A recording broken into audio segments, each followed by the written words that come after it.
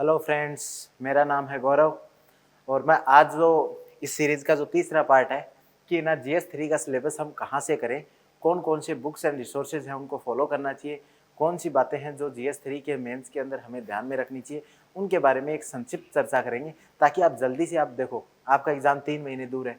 अब आप इसमें एकदम जल्दी से जुड़ जाइए, इसमें बिल्कुल भी टाइम वेस्ट करने को नहीं है। तो आप जो रिसोर्सेज मैं बता रहा हूँ वो एकदम टाइम एंड टेस्टेड है। मैंने भी उनको फॉलो किया है और मेरे बहुत सारे दोस्तों ने फॉलो किया है।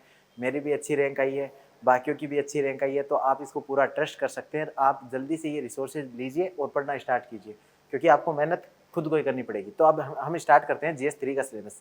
जीएस 3 के सिलेबस में देखिए, जो इंडियन पॉलिटी वाला पार्ट है ना, इसमें जितने भी टॉपिक्स हैं जैसे फ्रेमिंग, डायरेक्ट लक्ष्मीकांत में फीचर्स, अमेंडमेंट, बेसिक स्ट्रक्चर, ये जितने भी यहाँ पे जितने भी टॉपिक्स हैं एकदम, या पॉलिटिकल डायनेमिक्स से पहले पहले ये जितने भी टॉपिक है ना, ये सारे के सारे कहाँ पे दिए हुए हैं, लक्ष्मीकांत में दिए हुए हैं। और बिल्कुल डुप्लीकेशन ऑफ एफर्ट नहीं करना है, केवल आपको ना लक्ष्मीकांत के अलावा कुछ भी नहीं पढ़ना है। यहाँ लक्ष्मीकांत की इंडियन पॉलिटी की जो बुक आती है उसके अलावा ना किसी कोचिंग के नोट्स पढ़ने हैं, ना किसी और की चीज़ जरूरत है, ये चीज़ करनी है। और क्वेश्चन को खत्म करने के लिए आपको क्या करना है, करंट अफेयर के साथ खत्म करना है। उसके लिए आप पीटी फॉलो कर सकते हैं या ओनली आईएएस को भी फॉलो कर सकते हैं।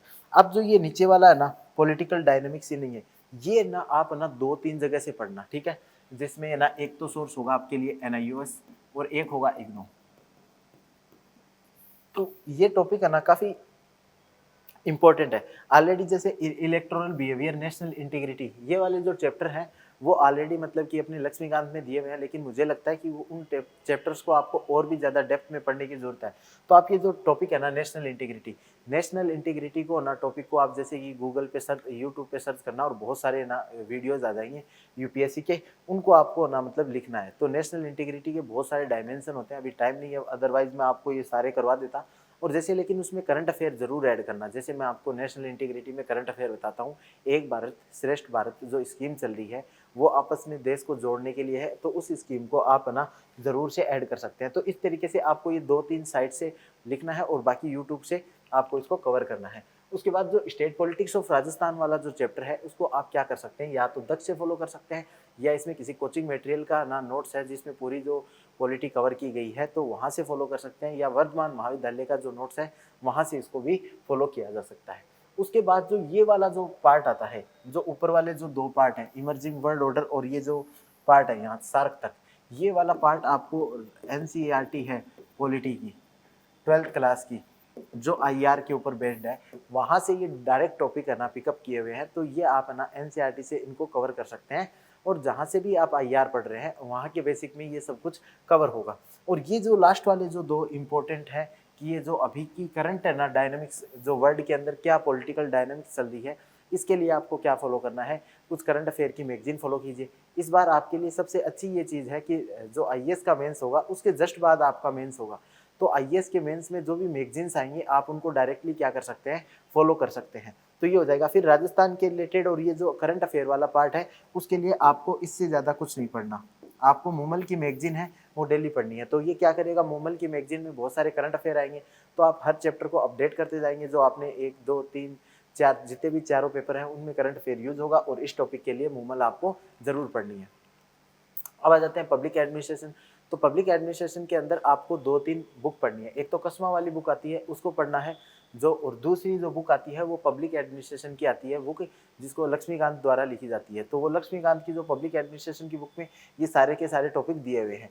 और ये जो टॉपिक है ना, attitude and fundamental values of civil services, ये कहाँ से उठाया हुआ है, आईएएस के जीएस 4 के टॉपिक से उठाया हुआ है। तो आईएएस में आप जीएस 4 के किसी भी कोचिंग के नोट्स में जाके इनको ना आसानी से कवर कर सकते हैं। इसके अलावा आप क्या कर सकते हैं, मरनाल सर का जो चैनल है marnal.org यूट्यूब के ऊपर, उन उसमें ना इथिक्स के कुछ फ्री लेक्चर्स लिए हुए हैं, वहाँ पे भी इन वैल्यूज के बारे में अच्छे से समझाया हुआ है, तो आप ना वहाँ से कर सकते हैं। ये रिलेशनशिप बिटवीन जर्नलिस्ट एंड जो स्पेशलिस्ट है, ये आप ना विजन आईएएस का जो गवर्नेंस का डॉक्यूमेंट है, गवर्नेंस का जो एक मॉड्यूल निकालते हैं उसका एक चैप्टर है, आपको पूरा नहीं पढ़ना, उसमें से जाके आप डायरेक्ट हेडिंग देखिए कि जर्नलिस्ट वर्सेस स्पेशलिस्ट का क्या विवाद है, कौन सी कमिटियाँ हैं, जर्नलिस्ट कैसे अच्छे हैं, स्पेशलिस्ट कैसे अच्छे हैं, इस विवाद को कैसे दूर किया जा सकता है, एआरसी कमेटी की क्या रिकमेंडेशन थी, उन चीज़ों को आपको करना। और ये बाकी जो सारी चीज़ें हैं ना लक्ष्मीकांत में एज एज मतलब एकदम दी हुई हैं, ठीक है। और ये जो गवर्नेंस और सोशल रिस्पॉन्सिबिलिटी वाला चैप्टर है ना, इसमें थोड़ा करंट अफेयर जरूर देखना, क्योंकि ये लगातार हर साल मतलब कि अपडेट होती जा रही है, ठीक है। उसके अलावा अब ये जो मतलब कि ये जो लेजिस्लेटिव कंट्रोल, ये भी लक्ष्मीकांत पे डायरेक्ट दिया हुआ है। ये सेटअप वाला जो पार्ट है ना, कि ये जो लास्ट वाले एडमिनिस्ट्रेटिव सेटअप है, तो ये डिस्ट्रिक्ट एडमिनिस्ट्रेशन है, ये दोनों टॉपिक आपको कहाँ से करने हैं, राजस्थान अध्ययन की बुक से करने हैं। और जो लक्ष्मीकांत आती है वो हिंदी इंग्लिश दोनों में आती है। राजस्थान बोर्ड की जो बुक है 11th क्लास की, वहाँ से आपको कौन से टॉपिक कर लेना है, ये जो सेटअप है और डिस्ट्रिक्ट एडमिनिस्ट्रेशन वाला जो टॉपिक है वो कर लेना है। डेवलपमेंट एडमिनिस्ट्रेशन ये डायरेक्ट ना दिया हुआ है। और ये जो टॉपिक है ये आपके पॉलिटी वाली जो बुक है उससे हो जाएंगे। और ये जो पब्लिक सर्विस गारंटी एक्ट है ये बहुत ज़्यादा इंपॉर्टेंट है, इसको तो सीधा वेबसाइट पर जाके इसकी सारी इंफॉर्मेशन लिख लेना, ठीक है। तो ये हो गया अपना योगा वाला जो पार्ट है। उसमें क्या कर सकते हो आप, 8th 9th क्लास की एनसीईआरटी में ना, मतलब कि योगा की पहले जो मतलब एनसीईआरटी चलती थी उसको पूरा करना है। बाकी इसमें डायरेक्ट ना टू द पॉइंट टॉपिक दिए हुए हैं, तो इसको आपको क्या करना है, एक तो कोचिंग के मटेरियल से पढ़ लेना है, और बाकी जो ये चीज़ें हैं ना, द्रोणाचार्य अवार्ड, राजीव गांधी, इनको लेटेस्ट ईयर में किन को मिला है, उन प्लेयर्स के बारे में थोड़ी आपकी ना जानकारी होनी चाहिए। और इस बार ओलंपिक्स हुआ है, तो ये बहुत ही इंपॉर्टेंट है। ओलंपिक और पैरा ओलंपिक गेम, इनके लिए आप किसी भी जो मतलब कोचिंग का मटेरियल जिन्होंने अच्छे से कंपाइलेशन कर रखा है उसको फॉलो कर सकते हैं।